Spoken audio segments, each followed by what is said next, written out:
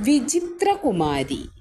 വാരണസിയിലെ മുക്തശേഖര രാജകുമാരൻ ഒരു ദിവസം നായാട്ടിനു പുറപ്പെട്ടു.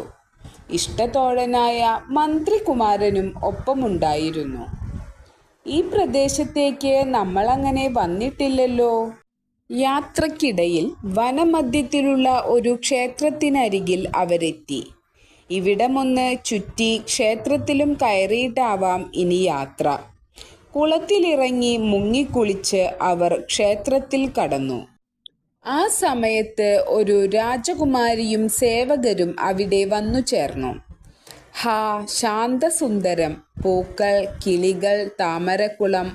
നമുക്കിവിടെ അല്പനേരം വിശ്രമിച്ചിട്ട് യാത്ര തുടരാം. അവർ അവിടെ മരത്തണലിൽ വിശ്രമിച്ചു. കുമാരി തൻ്റെ തോഴിയെ വിളിച്ചു പറഞ്ഞു, എനിക്ക് ചൂടാൻ അതിലൊരു പൂവ് പറിച്ചു തരൂ. തോഴി പൂവ് പറിച്ച് കുമാരിയുടെ ചെവിയിൽ തിരുകി.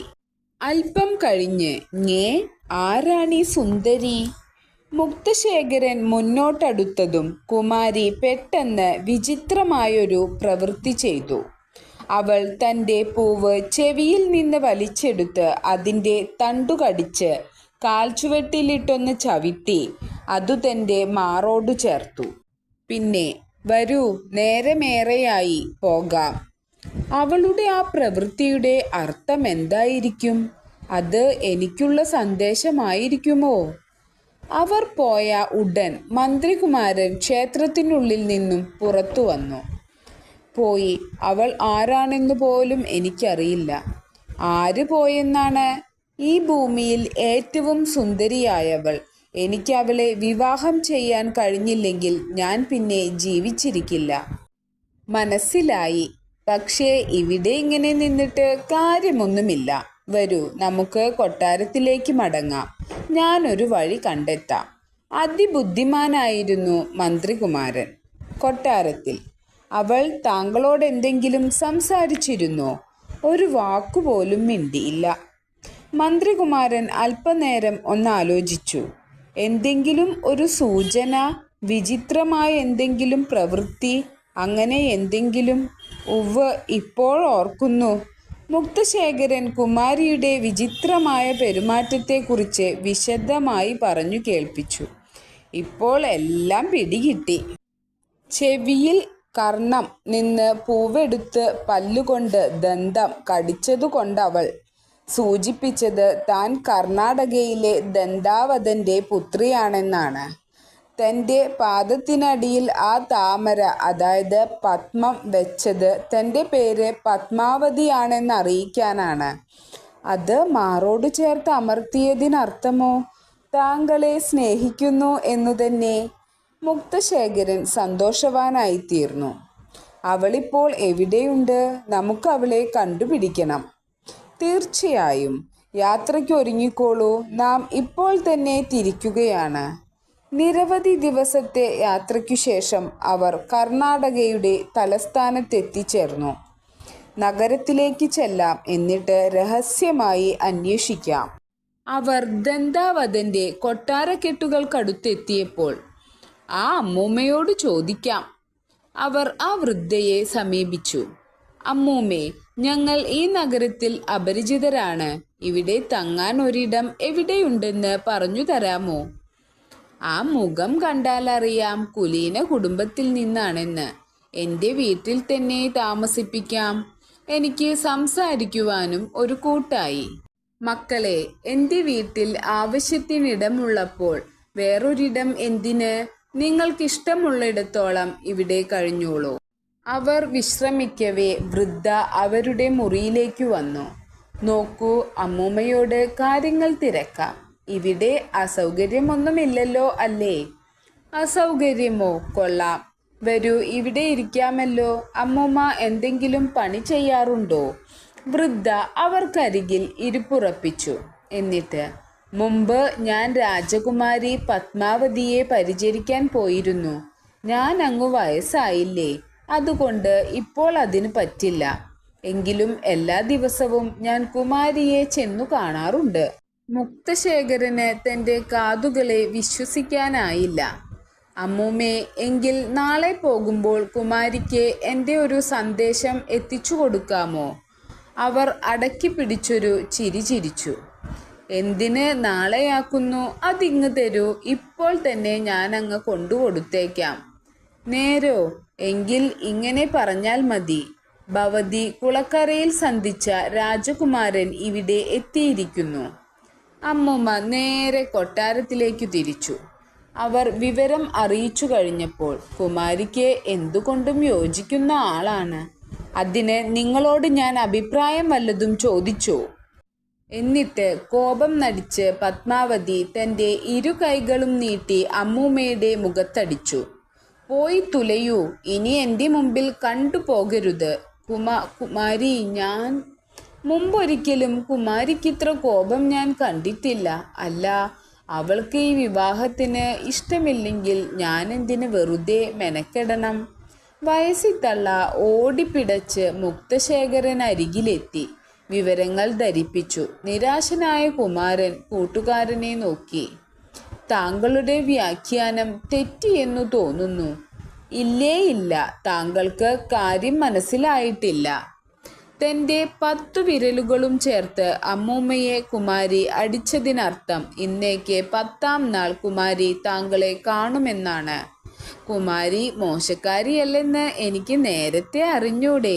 ഹോം, നീ ആളൊരു ബുദ്ധിശാലി തന്നെ മോനെ. 10 ദിവസം കഴിഞ്ഞ്. അമ്മൂമ്മേ, പത്മാവതി എന്നെ കാണാമെന്ന് പറഞ്ഞ ദിവസം ഇന്നാണ്. എവിടെ എപ്പോൾ കാണാമെന്ന് അമ്മൂമ്മ ഒന്നു ചെന്ന് അറിഞ്ഞു വരാമോ? മോനെ, ഞാൻ ഇപ്പോൾ തന്നെ പോയേക്കാം. പക്ഷേ വൃദ്ധ വിവരം തിരക്കിയപ്പോൾ, നിങ്ങൾ എന്നെ വെറുതെ വിടില്ല അല്ലേ? ഇവിടെ വാ.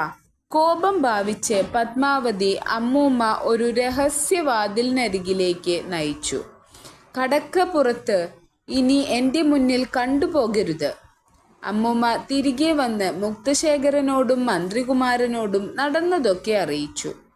ഇനി നിങ്ങൾ എൻ്റെ കാല് പിടിച്ചു കരഞ്ഞാലും കുമാരിയുടെ അടുത്തേക്ക് ഞാനില്ല. വൃദ്ധ പോയി കഴിഞ്ഞപ്പോൾ, ഇക്കുറി അവളുടെ ചെയ്തികൾക്ക് ഗൂഢാർത്ഥമൊന്നുമുണ്ടെന്ന് എനിക്ക് തോന്നുന്നില്ല. താങ്കൾക്ക് തെറ്റി. ഇത് വളരെ ലളിതമല്ലേ? ഇന്നു രാത്രി ആ രഹസ്യവാതിലിലൂടെ താങ്കൾ കടന്നു ചെല്ലണമെന്നാണ് കുമാരി ആഗ്രഹിക്കുന്നത്. അന്നു രാത്രി ഈ വഴി ഇത് വേണോ? അവർ വൈകാതെ ലക്ഷ്യസ്ഥാനത്തെത്തി. കുമാരന് ഭാഗ്യം നേരുന്നു. പത്മാവതി അവിടെ കാത്തുനിൽപ്പുണ്ടായിരുന്നു. പ്രിയതമന് സ്വാഗതം. പത്മാവതി മുക്തശേഖരനെ കൊട്ടാരത്തിലെ തൻ്റെ മുറിയിലേക്ക് കൂട്ടിക്കൊണ്ടുപോയി. ഞാൻ ഇങ്ങനെ ഒരിടം ഇതിനു മുൻപ് കണ്ടിട്ടേയില്ല. പത്മാവതി തൻ്റെ കഴുത്തിൽ അണിഞ്ഞിരുന്ന മാലയൂരി. എന്നിട്ട്, ഇപ്പോൾ മുതൽ അങ്ങ് എൻ്റെ ഭർത്താവായി തീർന്നിരിക്കുന്നു. പത്മാവതി മുക്തശേഖരനൊപ്പം സന്തോഷമായി കഴിഞ്ഞു. പക്ഷേ അല്പദിവസങ്ങൾ കഴിഞ്ഞ്, പത്മാവതി, ഞാൻ ഇവിടെ വന്നിട്ട് വളരെ കാലമായിരിക്കുന്നു. വരൂ, ഇനി നമുക്ക് എൻ്റെ രാജ്യത്തേക്ക് പോകാം. വേണ്ട, എൻ്റെ അച്ഛന് ഒരിക്കലും എന്നെ പിരിഞ്ഞിരിക്കാനാവില്ല. മുക്തശേഖരൻ കൂടുതലൊന്നും പറഞ്ഞില്ല. വരട്ടെ, കുറച്ചു ദിവസത്തേക്കു കൂടി അവളുടെ ഇഷ്ടത്തിന് വിട്ടേക്കാം. സാവധാനം അവൾ വാശി ഉപേക്ഷിക്കാതിരിക്കില്ല. മുക്തശേഖരൻ വീണ്ടും ഒരു ശ്രമം നടത്തി. എനിക്ക് മടങ്ങിപ്പോയേ തീരൂ. വരൂ, നമുക്കിന്നു തന്നെ യാത്ര തിരിക്കാം. വരട്ടെ കുമാര, അല്പദിവസങ്ങൾ കൂടി കഴിയട്ടെ. മുക്തശേഖരൻ വീണ്ടും പലതവണ ഇക്കാര്യം ആവശ്യപ്പെട്ടപ്പോഴൊക്കെ കുമാരി ഓരോരോ ഒഴിവ് കഴിവ് പറഞ്ഞ് ഒഴിഞ്ഞുമാറി. ഒരു ദിവസം, 1 മാസം കഴിഞ്ഞിരിക്കുന്നു. ഇനിയും എനിക്ക് അവളുടെ മനസ്സു മാറ്റാൻ കഴിഞ്ഞില്ല.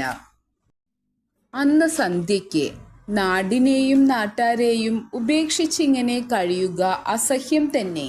മന്ത്രികുമാരനെ കണ്ടിട്ട് നാളെത്രയായി? പെട്ടെന്ന് അവിടേക്ക് പത്മാവതി കടന്നു വന്നു. രാജകുമാരൻ അവളോട് മന്ത്രികുമാരനെ പറ്റിയും കുമാരനെ കാണാനുള്ള ആഗ്രഹത്തെ പറ്റിയും പറഞ്ഞു. പത്മാവതിക്ക് കടുത്ത അസൂയയായി. ഓഹോ, എന്നേക്കാൾ അദ്ദേഹം ആഗ്രഹിക്കുന്നത് സ്നേഹിതന്റെ സാന്നിധ്യമാണ്. ഉടൻ ഒരു പരിഹാരം കാണണം. പത്മാവതി സ്നേഹപൂർവം മുക്തശേഖരനോട് പറഞ്ഞു. വേഗം അങ്ങ് പോയി സ്നേഹിതനെ കണ്ട് മടങ്ങി വരൂ. ഞാൻ വിശേഷപ്പെട്ട ചില മധുര പലഹാരങ്ങൾ ഉണ്ടാക്കി കൊടുത്തയക്കുന്നുണ്ടെന്ന് സുഹൃത്തിനോട് പറയണം. എനിക്കും ആശ്വസിക്കാൻ ഇതേ ഒരു വഴിയുള്ളൂ. അങ്ങ് മടങ്ങിയെത്തും മുൻപ് തന്നെ സ്നേഹിതൻ മരിച്ചു കഴിയുമല്ലോ. മുക്തശേഖരൻ ഒട്ടും വൈകാതെ വൃദ്ധയുടെ വീട്ടിലേക്ക് യാത്ര തിരിച്ചു. കുമാരൻ മുറിക്കകത്തേക്ക് ഓടിച്ചെന്നു. ഒടുവിൽ വന്നു അല്ലേ? എല്ലാം മംഗളമായി നടന്നില്ലേ? സർവമംഗളം. എനിക്ക് ഒരുപാട് പറയാനുണ്ട്. അവരിരുവരും സംസാരത്തിലേർപ്പെട്ടു തുടങ്ങിയതും മധുര പലഹാരങ്ങൾ എത്തിച്ചേർന്നു. ഇതാരുടെ വകയാണ് ഈ സമ്മാനം? അത് പത്മാവതിയുടെ വകയാണ്. താങ്കൾക്കു വേണ്ടി പ്രത്യേകമായി അവർ ഉണ്ടാക്കിച്ചതാണ്. അന്നു സന്ധ്യയ്ക്ക് പത്മാവതിയും താനും തമ്മിലുണ്ടായ സംസാരത്തെക്കുറിച്ച് മുക്തശേഖരൻ പറഞ്ഞു. ഇതാ, ഇത് കഴിക്കൂ, മധുരമുള്ളതാണ്. പക്ഷേ പെട്ടെന്ന് മന്ത്രികുമാരന്റെ മുഖം മാറി. കുമാര, എന്നെക്കുറിച്ച് കുമാരിയോട് പറഞ്ഞത് ഒട്ടും ബുദ്ധിയായില്ല. അസൂയ മൂത്ത അവൾ എന്നെ കൊല്ലാനുറച്ചിരിക്കുകയാണ്. ഈ പലഹാരങ്ങളിൽ വിഷം ചേർത്തിട്ടുണ്ട്. ഇതു കുറെ കടന്നുപോയി. ആരെങ്കിലും ഇങ്ങനെയൊരു കടുങ്കൈ കാട്ടുമോ? പ്രത്യേകിച്ച് പാവം പത്മാവതി. ഉടനെ കുമാരൻ അതുവഴി വന്ന ഒരു പട്ടിക്ക് പലഹാരം എറിഞ്ഞുകൊടുത്തു. പട്ടി ചത്തുവീണു. അല്പനേരത്തേക്ക് കുമാരന് മിണ്ടാനായില്ല. ആ ദുഷ്ട, ഇനി ഞാൻ അങ്ങോട്ടില്ല. അല്ല, പോകണം. പോയി ഞാൻ അവളെ കഴുത്തു ഞെരിച്ച് കൊല്ലും. അരുത്, ഒരിക്കലും അരുത്. അങ്ങയോടുള്ള അന്ധമായ സ്നേഹമാണ് പത്മാവതിയെ കൊണ്ട് ഇത് ചെയ്യിച്ചത്. തന്നിൽ നിന്ന് അങ്ങയെ ഞാൻ തട്ടിയെടുക്കുമെന്ന് പത്മാവതി ഭയപ്പെടുന്നു. എങ്കിൽ ഞാനിനി എന്തു ചെയ്യണം? അങ്ങയുടെ സ്നേഹം പത്മാവതിയെ ബോധ്യപ്പെടുത്തണം. ഇവിടെ നിന്ന് സ്വന്തം രാജ്യത്തേക്ക് കുമാരിയെ കൂട്ടിക്കൊണ്ടു പോകണം. അതിനെന്താ ചെയ്യേണ്ടത്? കുമാരിയുടെ അടുത്തേക്ക് മടങ്ങിപ്പോകൂ. എന്നിട്ട് ഞാൻ പറയും പോലെയൊക്കെ ചെയ്യണം. മടങ്ങിച്ചെന്നാൽ വളരെ സ്നേഹത്തിൽ വേണം പെരുമാറാൻ. പത്മാവതി ഉറങ്ങിയാലുടൻ ആഭരണങ്ങൾ മുഴുവൻ അഴിച്ചെടുത്ത് കുമാരിയുടെ ഇടതുപാദത്തിൽ ഈ ശൂലം കൊണ്ടൊരു മുറിവേൽപ്പിക്കണം. എന്നിട്ട് നേരെ ഇങ്ങ് പോന്നോളൂ. തൻ്റെ സ്നേഹിതന്റെ വാക്കുകൾ ആവർത്തിച്ച് ഉരുവിട്ടുകൊണ്ട് രഹസ്യവാതിലിലൂടെ മുക്തശേഖരൻ പത്മാവതിയുടെ അരികിലെത്തി. സ്നേഹിതൻ എങ്ങനെയുണ്ട്? ആ മധുര പലഹാരങ്ങൾ അദ്ദേഹത്തിന് ഇഷ്ടപ്പെട്ടോ? നിന്നെ കാണാനുള്ള തിടുക്കം മൂലം അതൊന്നും അറിയാൻ ഞാൻ നിന്നില്ല. പത്മാവതിക്ക് ആശ്വാസമായി. അദ്ദേഹത്തിന് സംശയമൊന്നുമില്ല, രക്ഷപ്പെട്ടു. നേരം വളരെയായി, എനിക്ക് ഉറക്കം വരുന്നു. കുമാരി കിടന്നോളൂ, ഞാൻ കുറച്ചു കഴിഞ്ഞേ കിടക്കുന്നുള്ളൂ. പത്മാവതി ഉറക്കം പിടിച്ചു. അവൾ ഉറങ്ങിക്കഴിഞ്ഞു. ഇനി ഒട്ടും വൈകിക്കണ്ട. വിഷം ഇപ്പോൾ പണി തുടങ്ങിക്കാണും. ഇനി മുതൽ അദ്ദേഹത്തിൻ്റെ സ്നേഹത്തിനവകാശി ഞാൻ മാത്രമാണ്. പത്മാവതി ഗാഢനിദ്രയിലാണ്ടു. ആദ്യം ആഭരണങ്ങൾ അഴിച്ചെടുക്കണം. ഒന്നൊന്നായി ആ ആഭരണങ്ങൾ അഴിച്ചെടുത്തു. എന്നിട്ട് തൻ്റെ ശൂലമുയർത്തി മുക്തശേഖരൻ പത്മാവതിയുടെ പാദത്തിൽ മുറിവേൽപ്പിച്ചു. പിന്നെ തിരിഞ്ഞു നോക്കാതെ പുറത്തേക്ക് പാഞ്ഞ് രഹസ്യവാതിൽ വഴി പുറത്തിറങ്ങി സ്നേഹിതന്റെ അടുക്കലെത്തി. പറഞ്ഞതുപോലെയൊക്കെ ഞാൻ ചെയ്തിട്ടുണ്ട്. ഇതാ ആഭരണങ്ങൾ. ഇനി എന്ത്? ആദ്യം നമുക്ക് ഇതൊക്കെ മാറ്റി സന്യാസി വേഷം ധരിക്കണം. ഞാൻ ഗുരു, താങ്കൾ എൻ്റെ ശിഷ്യൻ. അവർ വേഷം മാറിക്കഴിഞ്ഞപ്പോൾ ആ ആഭരണപ്പൊതി എടുത്തോളൂ, എന്നിട്ട് പിന്നാലെ വരൂ. അവർ ഒരു ശ്മശാനത്തിൽ എത്തി. ഞാനിവിടെ ഇരിക്കാം. താങ്കൾ പോയി ഈ ആഭരണങ്ങൾ കൊട്ടാരവാതിലിനടുത്തുള്ള ആ സ്വർണ്ണപ്പണിക്കാരനെ വിൽക്കണം. ആരെങ്കിലും ഇതെവിടെ നിന്നു കിട്ടിയെന്നു ചോദിച്ചാലോ? അവരെ ഇവിടെ എത്തിക്കണം. മുക്തശേഖരൻ മന്ത്രികുമാരൻ പറഞ്ഞതുപോലെ ചെയ്തു. സ്വാമിൻ, ഞാൻ എന്തു സഹായമാണ് ചെയ്യേണ്ടത്? ഈ ആഭരണങ്ങൾ ഒന്ന് വിറ്റു തരണം. അയാൾ ആഭരണപ്പൊതി അഴിച്ചതും, ഈ ആഭരണങ്ങൾ അത്രയും രാജകുമാരിക്ക് വേണ്ടി ഞാൻ പണി തീർത്തതാണല്ലോ. ഇതെവിടെ നിന്നു കിട്ടി? സത്യം പറയണം, ഇല്ലെങ്കിൽ. അപ്പോഴേക്കും ആളുകൾ ചുറ്റും കൂടിക്കഴിഞ്ഞിരുന്നു. വരൂ, നമുക്കീ വിവരം അധികാരിയെ അറിയിക്കാം. അധികാരി ഇക്കാര്യം അറിഞ്ഞപ്പോൾ അയാളെ പിടിച്ചുകെട്ടി ഇവിടെ കൊണ്ടുവരൂ. മുക്തശേഖരൻ അധികാരിയുടെ മുന്നിലെത്തി. ഇത് രാജകുമാരി പത്മാവതിയുടെ ആഭരണങ്ങളാണ്. ഇതെങ്ങനെ നിങ്ങളുടെ പക്കൽ വന്നു? എൻ്റെ ഗുരു എന്നെ ഏൽപ്പിച്ചതാണ്. അയാൾക്കിത് എങ്ങനെ കിട്ടി? അതെനിക്കറിയില്ല. അധികാരി ഭടന്മാരോട് ഉത്തരവിട്ടു. എങ്കിൽ അയാളെ ബന്ധനസ്ഥനാക്കി ഇവിടെ കൊണ്ടുവരൂ. രണ്ടുപേരെയും ഉടൻ മഹാരാജാവിന് മുന്നിൽ എത്തിക്കണം. രാജസഭയിൽ, തിരുമനസേ, ഇവരുടെ പക്കൽ നിന്ന് കുമാരിയുടെ ആഭരണങ്ങൾ കണ്ടുകിട്ടിയിട്ടുണ്ട്. രാജാവ് അമ്പരന്നെങ്കിലും പുറമേ കാട്ടിയില്ല. പകരം, ഗുരോ, ഈ ആഭരണങ്ങൾ എവിടെന്നു കിട്ടി? ഒരു രാത്രി ശ്മശാനത്തിൽ വെച്ച് ഒരു ദുർമന്ത്രവാദിനി എന്നെ സമീപിച്ചു. അവളുടെ ആഭരണങ്ങൾ അഴിച്ചെടുത്ത് കാലിൽ ഈ ശൂലം കൊണ്ടൊരു മുറിവേൽപ്പിച്ച് ഞാൻ അവളെ ഓടിച്ചു വിട്ടു. എൻ്റെ മകൾ ദുർമന്ത്രവാദിനിയോ? ഒരിക്കലും ഇത് സത്യമാവില്ല. ഇപ്പോൾ അങ്ങ് പൊയ്ക്കൊള്ളൂ. ആവശ്യമെങ്കിൽ വിളിപ്പിക്കാം. സന്യാസിമാർ പോയിക്കഴിഞ്ഞപ്പോൾ രാജാവ് രാജ്ഞിയെ വിളിച്ചു പറഞ്ഞു, പത്മാവതിയുടെ ഇടതുകാൽപാദത്തിൽ എന്തെങ്കിലും മുറിപ്പാടുണ്ടോയെന്ന് നോക്കിവരൂ. രാജ്ഞി പെട്ടെന്നു തന്നെ മടങ്ങിയെത്തി. 3 ചുവന്ന പാടുകൾ ഒരു ശൂലം കൊണ്ട് മുറിഞ്ഞതുപോലെയുണ്ട്. അപ്പോൾ അത് സത്യമാണ്. എൻ്റെ മകൾ ഒരു ദുർമന്ത്രവാദിനി. രാജാവ് അധികാരിയെ വിളിപ്പിച്ചു. പോയി ആ സന്യാസിയെ ഇവിടേക്കു കൂട്ടിക്കൊണ്ടുവരൂ. അധികാരി പോയി കഴിഞ്ഞപ്പോൾ പത്മാവതിയെക്കുറിച്ചുള്ള രഹസ്യം മറ്റാരും അറിയരുത്. ആ സന്യാസിയുടെ അഭിപ്രായമനുസരിച്ച് പ്രവർത്തിക്കുക മാത്രമാണ് അവശേഷിക്കുന്ന വഴി. അല്പം കഴിഞ്ഞ് സന്യാസി എത്തിച്ചേർന്നു. പറയൂ ഗുരു, കുടിലയായ ഒരു സ്ത്രീക്ക് എന്തു ശിക്ഷയാണ് നൽകേണ്ടത്? ധർമ്മശാസ്ത്രാദികൾ അതേക്കുറിച്ചെന്തു പറയുന്നു? അവളെ നാടുകടത്തണം. നേരം പുലരാറായപ്പോൾ രാജാവ് തൻ്റെ വിശ്വസ്തരായ 2 അനുചരരെ വിളിപ്പിച്ചു. പത്മാവതിയെ ഒരു പല്ലക്കിലേറ്റി രാജ്യാതിർത്തിക്കു പുറത്തുള്ള വനത്തിൽ ഉപേക്ഷിച്ചു വരൂ. ഭടന്മാർ ഞെട്ടിത്തെറിച്ചു. പക്ഷേ പ്രഭോ, അത്... ചോദ്യങ്ങൾ വേണ്ട. ആരും ഇക്കാര്യം അറിയുകയുമരുത്. ഭയന്ന ഭടന്മാർ രാജകൽപ്പന അനുസരിച്ചു. കഷ്ടം, അച്ഛൻ എന്തിനെന്നോടിങ്ങനെ ചെയ്തു? ഇത്ര സ്നേഹശൂന്യനാണ് അദ്ദേഹമെന്ന് ഞാൻ എന്തേ മനസ്സിലാക്കിയില്ല. എൻ്റെ കുമാരൻ്റെ വാക്കുകേട്ട് അദ്ദേഹത്തോടൊപ്പം ഞാൻ അന്നേ പോകേണ്ടതായിരുന്നു. പക്ഷേ തൻ്റെ പ്രിയനും സ്നേഹിതനും അല്പം പിന്നിൽ രഹസ്യമായി തങ്ങളെ പിന്തുടരുന്ന വിവരം പത്മാവതി അറിഞ്ഞില്ല. സന്ധ്യയോടടുത്തപ്പോൾ ഒടുവിൽ വനത്തിലെത്തിയിരിക്കുന്നു. പല്ലക്കിവിടെ ഉപേക്ഷിച്ച് വേഗം സ്ഥലം വിടാം.